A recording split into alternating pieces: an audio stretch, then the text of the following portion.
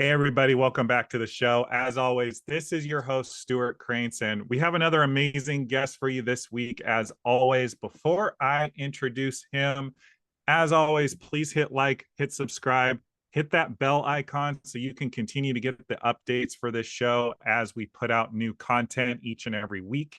And you know what, guys? The cost of admission over here is absolutely zero. It costs you nothing to log in. So we just ask that you pay it forward by sharing this episode out with at least one other person for whom you feel like would benefit. The name of the game over here at Your Inside Track is to help people create the lives of their dreams. And we want to just get the messages out there, the ideas, the wisdom from the guests, and doesn't cost a lot for you to do it. It's literally just hitting that icon, the share icon that we're all familiar with now, and sharing it out with somebody that you know is going to benefit. But to dive right into today's conversation, today's guest is somebody that I've had the pleasure of getting to know really over the course of this year. He is somebody that has an entrepreneurial background, but I wanted to have him on the show, y'all, because he just has such a light, such an energy, such a passion, I should say, for personal development, encouraging and empowering and inspiring other people to create the best version of their lives as well. And I'm just going to make sure y'all get to know him today. His name is Dean Thomasson. Dean, thank you so much for being here today. Well, good morning. Glad to be here. It's going to be fun. Absolutely, Dean. And I want to just dive right in. I mean, we've gotten to know each other through personal development work. How has being committed to working on yourself supported you in creating your current life as it stands today? Well, gosh, that's interesting. So, being self-employed, I have employees, and they work for me. Well, we call them team members. We don't like the word employees. And within 2 weeks of beginning the training, actually, I did a 3-day experiential course, and coming out of that weekend and back into my office, I immediately noticed that my employees changed. And I'm like, gosh, this is really weird. Like, what's going on with them? And my heart had been expanded through the experience, and I didn't realize that the way I was showing up, who I was being, had changed and was actually creating immediate change in others. And so that change in me actually, without saying a word, inspired others to want to know what was going on with me. Several of my team members have already now started in the similar training that I went into, and um, I get comments all the time now, Dean, you're so open, you're so alive. And I'm like, gosh, people used to tell me how closed-minded I was and I wasn't open to new ideas and I'm so stuck in my ways. And so it immediately just made huge impact and just about everywhere I went. And I think it gave me a more level, persona so I could relate to others and was relatable to them. Wow. Yeah. Yeah, I want to drill down on that if we don't mind. Like you went out, you did a program, you came back, and notice you didn't change the other people, but you worked on yourself. And so, what does that say about standing in a place of responsibility for creating what it is we want with our lives? Well, it's interesting, as an employer, and there's so many of us out there, small business is what makes America run. And um, we're always like, if we could find the right people, right? If my Hmm. people would just do what I tell them to do, if they would just listen to me. And, it's, we think it's all about them, right? Because we're perfect. We have everything, we own the business. We've been doing it. I've been in the trades for 50 years, actually 51 years now, and so it's easy for me to think I know it all. And I guess I thought I did. And it's how opening myself up opened up my communication, opened up my way of being, opened up being open to my employees where they felt like they were being heard. I was actually looking at some of Michael Strassner's stuff in one of his books this weekend, and the quote really nailed me. Just like leadership, there was a lot to it, but leadership is inspiring and empowering others. And is that if they don't care how much you know till you know how much they care, like that shift in me created something different in them, that now they wanted to hear what I had to say. Now they wanted to use the tools that I was providing for them to accomplish their job. And now they seem like they matter, because they did, and they always did. Just I had limiting things in me that was sending a message other than what my true heart message was, and it was stopping me. I heard an interview many years ago, funny as all get out. The guy that was running the London Transit Authority it was a radio interview. He was being interviewed by this young lady, and it was obvious he was very enamored by the conversation and the interaction he was having with her. It was almost flirtatious. And they were just having fun talking about light stuff. And then she goes, well, look, let's get the reason why we're here today. It seems like the London Transit Authority is never on time for picking anyone up.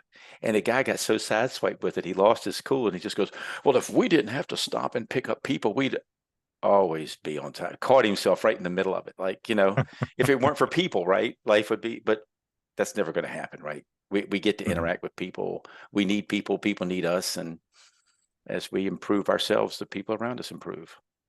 Yeah, no, absolutely. And what I'm hearing you say kind of goes back to that old adage of, if it's to be, it's up to me. And what that I interpret to mean is, if I want to create change, or if I want to create a result in my life, it actually has to start with me at some point. I'm an avid runner. I went for a run this morning before we hopped on this call, and I didn't want to, Dean, not going to lie to you. I didn't want to get up at 5:30. I didn't want to, get my shoes on, didn't want to get my dog all ready to go, because I take my dog with me. We have a very anxious dog, and it helps him out by taking him on Yeah. these runs with me. But I'm just, at the end of the day, like, I'm in a season of my life where I'm not happy with my physical well-being, and I want to create a better result for myself. And it's not going to happen if I sit and wait for it, or if I wait for the weather to be ideal, or if I wait for a friend to come meet me. Like, I actually have to take responsibility for myself, control what I can control. And yes, adversity is always going to be there, but it's when we accept our role as the sole and uncontested author of our lives that we are able to actually create change and, to your point, inspire others. I'm wondering if there's anything you would add to that. Sure. There's a saying that I heard many years ago. I came into leadership formally in the late 70s, early 80s in a private shipyard, and was promoted Oh, wow. into a leadership position pretty early. And things were different back then. Jobs were different. Everything was different. And even still, I learned very quickly the saying, your people will only do half as much as you do. So do twice as much as what you want them to do. And always saw that as something that's a burden, right? Like, oh gosh, I got to work twice as hard as them to get them to actually do their job, right? And now I've matured into that to know, well, I get to be something more of myself, to encourage and inspire others so that they can step into something themselves. And of course, if I've done it well, then they actually mimic me and they start doing twice as much. So the people that they influence are. And so it's something we get to participate in. We see it as a privilege, as a burden. And that's really the key for working with people. If we really just take a moment and really remember that we are just deeply connected with everyone, right? We're all going through the same human experience together. And we all deserve the same love and compassion and forgiveness and understanding and lack of judgment, to hold each other high, as we say, right? And expect the best of people. And that's where it all begins, right there. And so we start that by ourselves, by setting that example within Mhm. ourselves. And in so doing, I think we create the space to make it safe for other people to do that. And we make a lot of mistakes doing that, which also makes it safe. Learning by mistakes is how we learn mostly. Yeah. So yeah. Yeah, I'm glad you say that, because there's that old adage that goes, heavy is the head that wears the crown. Like, Yes.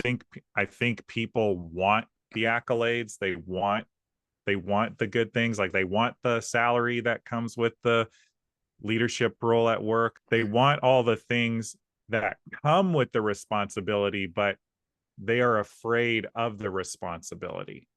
And I'm just curious, for you, in your years of experience, like, what has worked for you and worked for others in terms of stepping into a bit of the unknown when it comes to taking on these roles.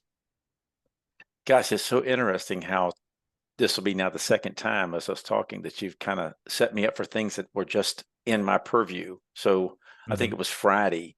I heard a quote and it just really resonated with me. It says, people are jealous for what you have, but they're not jealous for what it took to get there.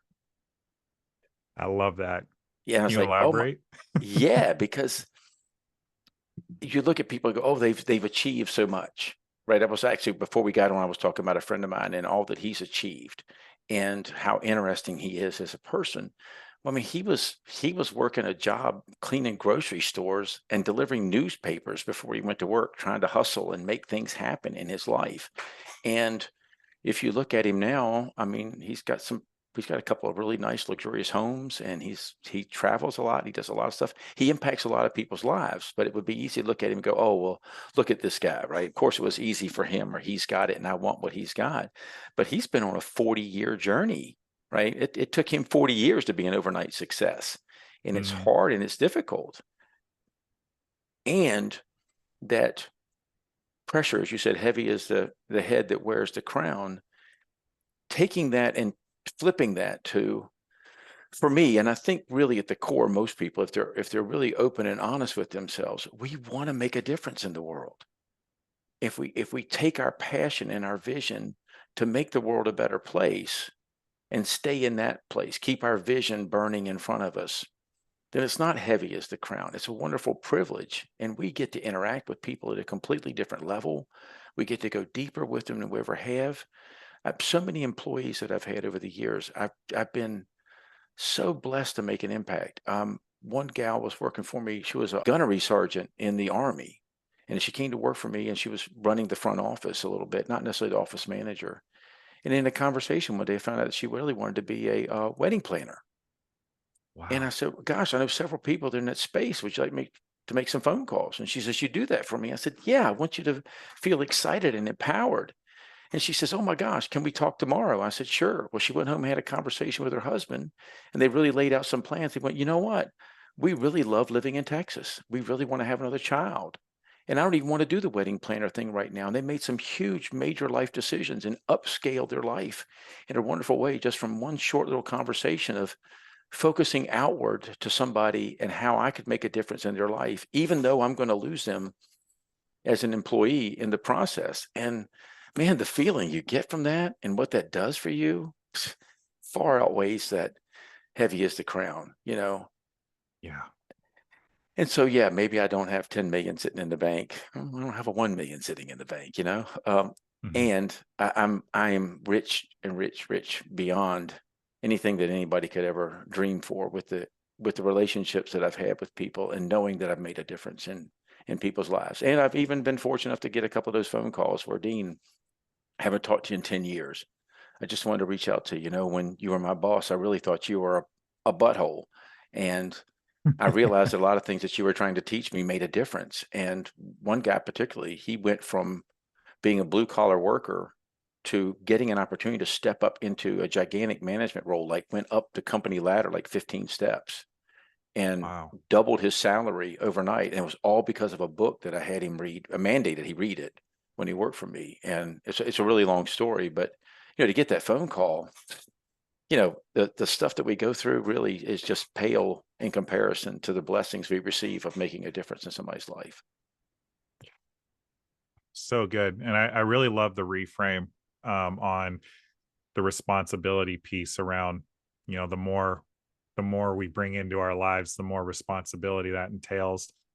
The rapper Biggie Smalls had the song Mo Money, Mo Problems, and that kind of summarizes it as well. But I what I'm hearing you say is when we're focusing out on other people and when we're engaging them in a place of humility, magic can actually be created, like actual magic in our lives, in our circumstances. You didn't have to, do right by that employee of yours who was considering being a wedding planner, but you made her vision and her happiness for her life more important than your own goals. And I acknowledge you for that. Like that's a very beautiful example of leadership, I believe. Not everybody is like that though in terms of humility. Like a lot of us I feel like are going through lives attempting to control what we can't control, and going back to maybe how we kicked off this conversation, trying to control other people versus working on ourselves.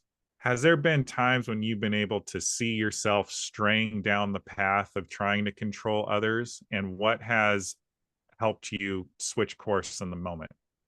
Oh my gosh, yes, I have messed up. I have run off some really good talent. I mean, I've had some talent that worked for me that was just like, just I was so set in my ways of doing things that, if you didn't fit my mold, um, you weren't, you certainly weren't comfortable while you worked for me, right? My Mhm, opinions and my views certainly overrode that. I mean, you know, um, like I said, I've been in the trades for 51 years.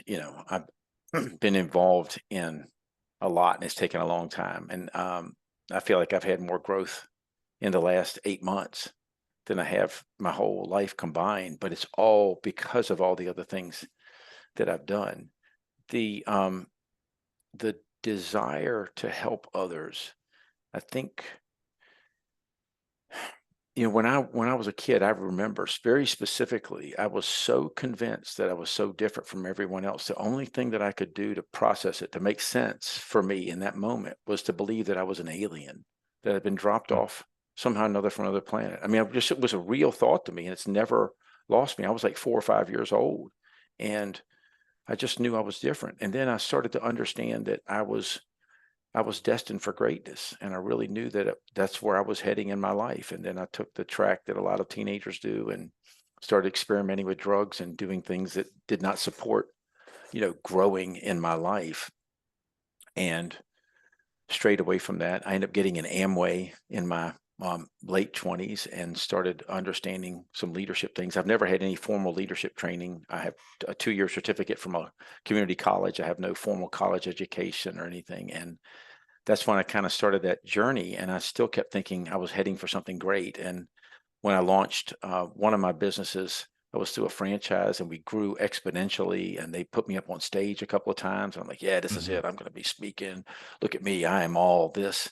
And it's taken me years of failures and losing talent and all to become humbled and finally truly uncover my vision. My purpose for my life is to make others great. And when I focus on that and I focus outward, it's amazing what happens. And it is magic. Just last week, I was having a moment. I was looking at the revenue. I'm like, gosh, the revenue's down. There's not a lot of work on the schedule. Where's everybody going to be working tomorrow? Hey, we got bills to pay. And somebody popped into my mind. I said, I need to reach out to this person. And so I became outward focused, not inward focused, took my eyes off myself. My problems kind of disappeared in the moment. I helped that person, just reached out, and they were like, "Oh, so glad you reached out. It's a perfect time. I was going through something, surprise, right? We have these moments when we reach out. It's always like, wow, you reached out at the perfect time." And when I finished that conversation, I look into the software, and actually like 3 jobs got scheduled and some work got sold, and everything just magically appeared. And I didn't do anything mhm, to create that. I actually got out of that space and into a space of what can I do for somebody else and make a difference. And I can't explain the magic. I just know it works. And it's always that outward focus, serving others, making a difference in other people's lives, ultimately gives me everything I need to be sustained and fulfilled. So mhm, many people, well, you said like it's like being outward focused, relinquishing, having that employee to go and free them to something else, right? mhm, Um, it's not common, but I think it's only because so many people have not had the opportunity to tap into what is naturally in them, and they've been misled, and they bought into a lie, and they just can't see that chasing the things that they're chasing is never going to satisfy them. And mhm. so when the right person comes along, when somebody hears a message on your podcast, it resonates with one of the people that you've interviewed, right? That just that moment, right? It's like our kids, right? We tell our kids, if you would do this, if you would do this, you do this. Like we tell them that for sometimes for decades. And then one day you're having a conversation with them and they're going, Dad, I heard such and such say such and such. And it just like really made a sense to me. And you're like, dang it, I've been telling you this for 20 years, son. And so just connecting and allowing everybody that opportunity and their time in their journey to get where they get to get. Yeah. Dean, I'm curious for you, something that we talk about a fair amount on this show. We've talked a bit about relinquishing control.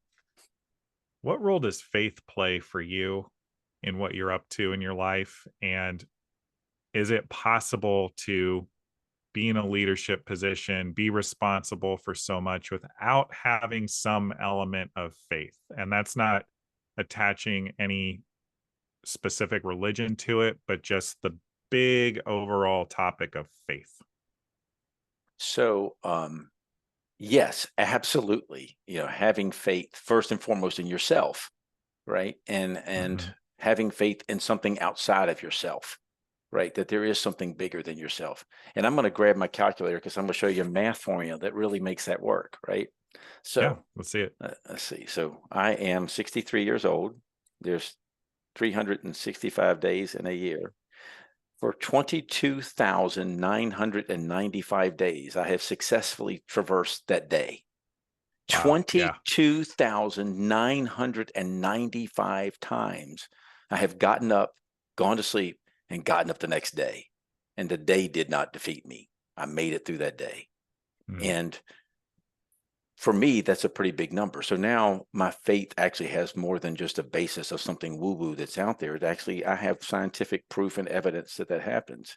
And so the other day we were talking about something like this with our team. We were having a meeting, and I have a couple of guys that are in their early 20s, don't have as many trips around the sun as I do. And I said, well, what about our team? And we put our team together. It was like 74,000 days combined with our team. 74,000 times we successfully made it through a day and into the next day. And so, Yeah. yes, faith is important. And if we surround ourselves with the right people, even when we're younger and maybe we haven't developed that faith muscle yet, or maybe we haven't had enough life experiences for that faith muscle to be working that way, we can rely on other people, right? By building that group of people in our lives that can help us and support us. And at some point in time, you'll make 22,000 days, right? And Mhm. you'll have that to combine with others, and the numbers become staggering. So while the faith is important, I I think it's also important to, it doesn't have to be that complicated to have faith, especially in ourselves, if we just stop and take some introspection and look at what it is we've accomplished with our lives and what Mhm. we still have left and available to us to accomplish. And then connect it to that outer source, whatever that is, with yourself, the higher power, the creative force of the universe, whatever it may be. Um, and then just trust yourself with that.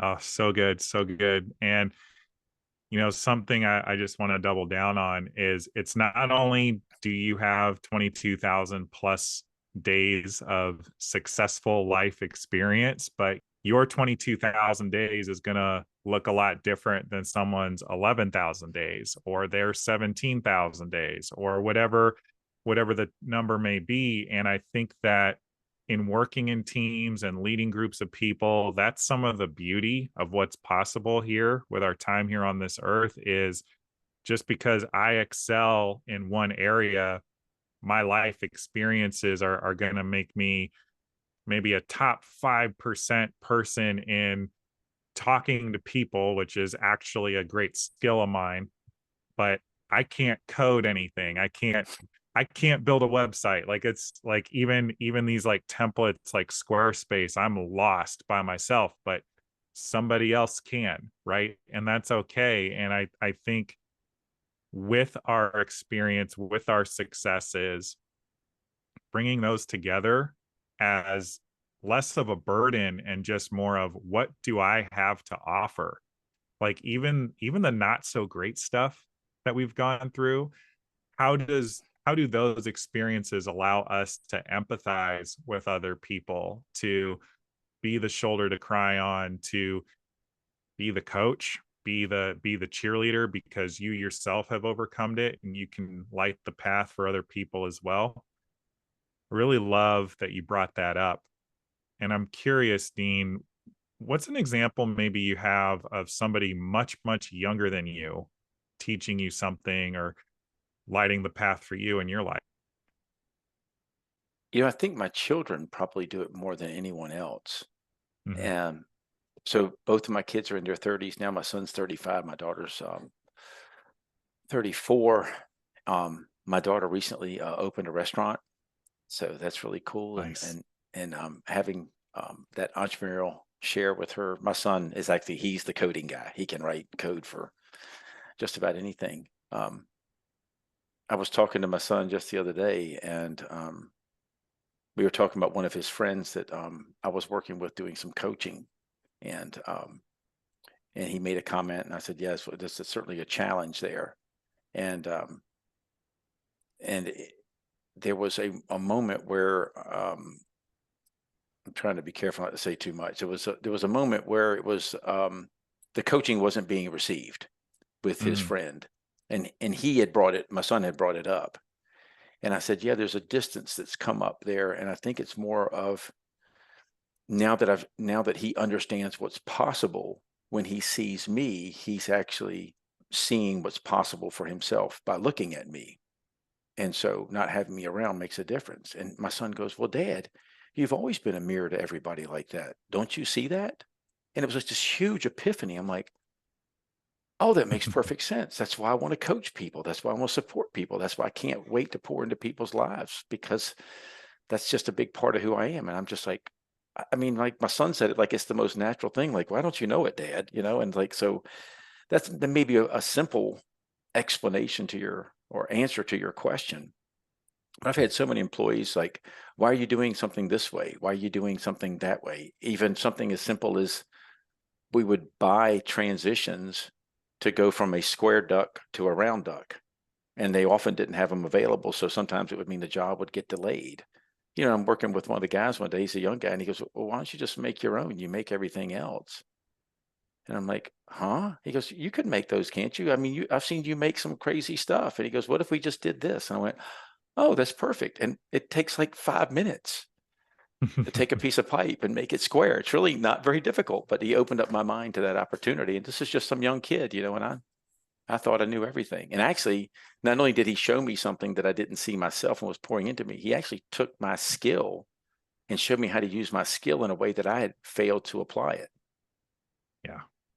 And it goes back to that humility of being open to the lesson as well, not just Yes. assuming that because we're older or maybe we carry ourselves in a certain way with certain accolades that we can't learn from people younger than us or some other perceived level of status, right? So I Yeah. acknowledge you for that for sure. Well, I think it gets easier as we get older, believe it or not. I was convinced I knew everything in my 20s. Still Mhm. pretty sure I knew most everything in my 30s. And now in my 60s, I'm convinced I don't know anything. And I'm open to learning all the time. I mean, really, I trust what I know, but I really do feel like there's just so much to learn now. And I didn't feel that way when I was younger. I was Mhm. convinced I knew it all. Yeah. Well, that begs the question, what do you feel like you still have yet to learn? Oh gosh, I have so much to learn about communication lately. The gaps in my communication have been showing up everywhere. Written communication, so that when I'm writing, and especially in emails and texts, trying to fire off quick messages, it doesn't work. Right? It's that lie I'm telling myself, if I just fire this off real quick, I can address something instead of giving focused attention to it, and then end up in that lack of clarity, taking way more time to clean up and clarify what it was I originally wanted because I didn't take the time to begin with. So that's been a huge focus. The slowing down to speed up is really where the opportunity is, and then um, the opportunity for acknowledgement, especially with my direct reports, prior to any Mm. communication with them, beginning the communication always from a place of acknowledgement. And there's so much to acknowledge in them, as in my role, most of the roles I fill in life. I'm engaged only when there's a problem. And so I handle a lot of problems, and so I get in problem mode. Not know that I'm emotionally bothered by it, but I'm very utilitarian. Like, I need to get this, get it done quick, and fix it. And so I focus on fixing the problem. And back to what we were talking about with people. And then I don't stay present or aware to, this is a human being that deserves to be treated as a human being and connect. The most beautiful thing we get to do is connect with people, and taking that moment just to Yeah. connect. We'll get to the problem in a minute. And so a lot of times now when I get a phone call, it's hey, you okay? Okay, well, let's talk about that first. Well, yeah, we need to. So, no, and I'm the one telling them, let's just hold up. Let's just connect for a minute. Let's get back. Let's get ourselves grounded. Let's remember where we are, who we are, and now we'll figure out a way to fix a problem, because we've got 22,995 days of figuring it out. So we'll get to that in a minute. Let's connect as human beings. So those are just a few things that are coming up. There's always something coming up. And that's Sure. beautiful, because then it means there's just more for me to learn. I get excited knowing there's more for me rather than being stagnant. So many people, my experience with so many people my age is that they're just looking to, you know, sit on the front porch or travel or whatever. And I'm like, man, there's just so much more to learn and do and grow into, and things to create. And it's just like, I just can't wait to get to it. And so that unfolding fuels me and drives me. Yeah. I love that answer so much, Dean. In your own words, you hit on something that we've talked about a bunch of times on the show. It's that balance between being in the doing. So, like the problem solving, the goals, the how many by when, like I got to get there now, Yes. or also just like the being, like sitting in the feelings, sitting in what's coming up, relaxing. But I think most importantly, connecting with the person. Like you said it best, you've survived successfully, you've overcome, you have been on earth as it has rotated 22,000 times. That's an awesome thing. I think so often in our haste to get to our goals, get to our next cut for the people that listen to the show, I know this is a very goal oriented group. We forget to check in with ourselves. And sometimes we even forget about the people in our lives. And even just taking that extra moment to genuinely connect, like, what are you up to? How are you feeling? How can I support you? Can really go a long way in not only deepening relationships, but opening up opportunities, because you took time out of your day to connect with somebody, maybe in a way that they hadn't been for some time. And so I'm really glad that you brought that up. Dean, I'm curious. I know we've covered a lot of different things on this conversation already. What's the big adventure that you're still wanting to have? You keep talking about all the things that you want to do and see and learn. Is there a frontier for you to explore or some mountain to conquer? Absolutely. There's several. Oh my gosh, yes.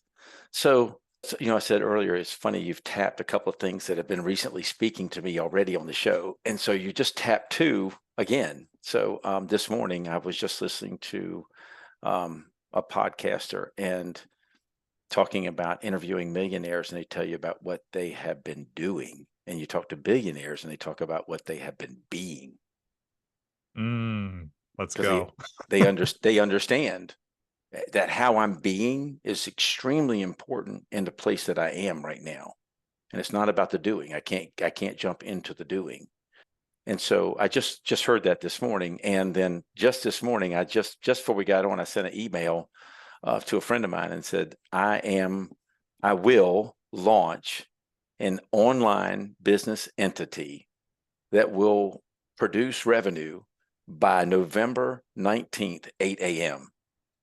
So that's Wow. what's in front of me in the next 60 some days, is to create and launch some online business entity that is monetized. If it's just Mm, $1, but I'm committed to doing that.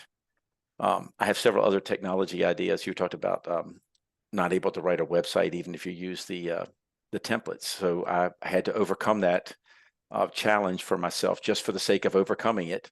And so I produced a website about 2 months ago that's Hmm. was used as a template for a technology that I'm looking into launching, servicing the contracting trades. And really cool is I didn't know what I was going to do with it. I just knew that that was the next logical step, to have some kind of a template, something that I could show to somebody. And just 2 weeks ago, I met somebody that says, "Hey, I have a friend that lives in Miami and she does tech startups and she just finished her last one and she's looking for a new one to go. Would you like for me to introduce you to her?"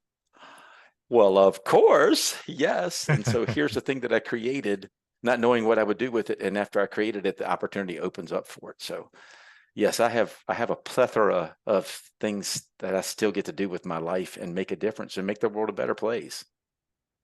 Love that.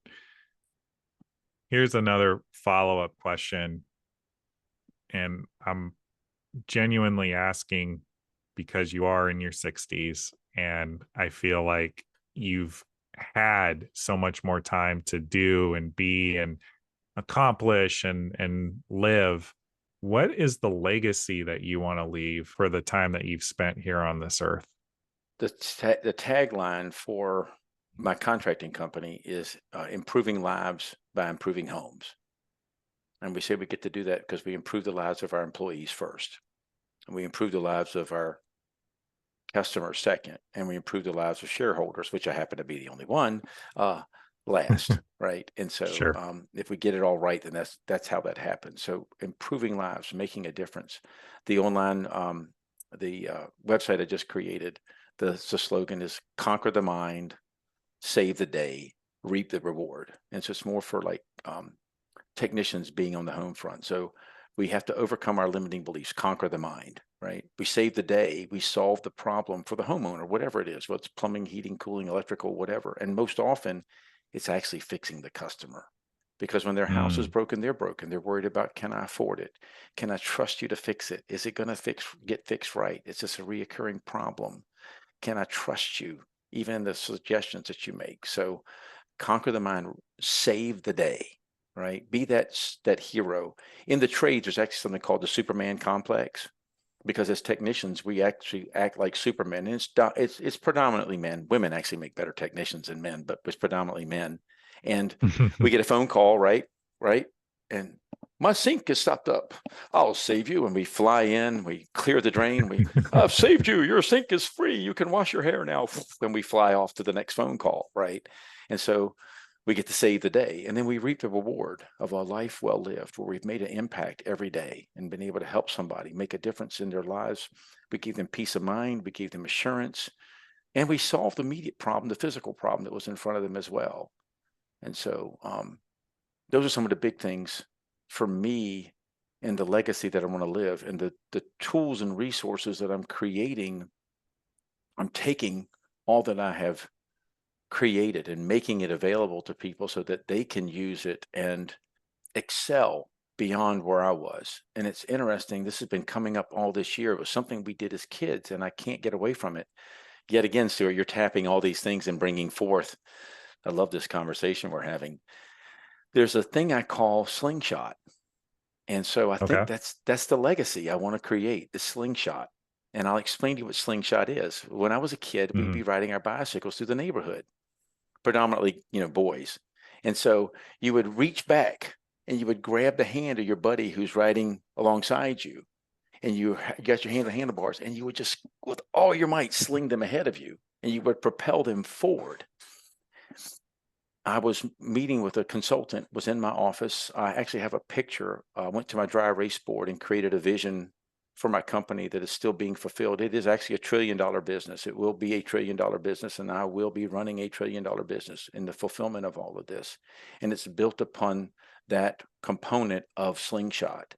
It's not Hmm. competition. My goal is to propel you farther ahead of me than I was, knowing that now you pushed away in the path and cleared some of the things out of the way. And now I get to come along beside you in that. And in that, I'll slingshot forward. And as I slingshot forward, you'll slingshot forward. And we just continually push each other farther and farther down the road by working together and in tandem, seeing how far we can propel the other person rather than ourselves. And in so doing, actually create a void for us to slip into and go farther than we would have ever gone on our own.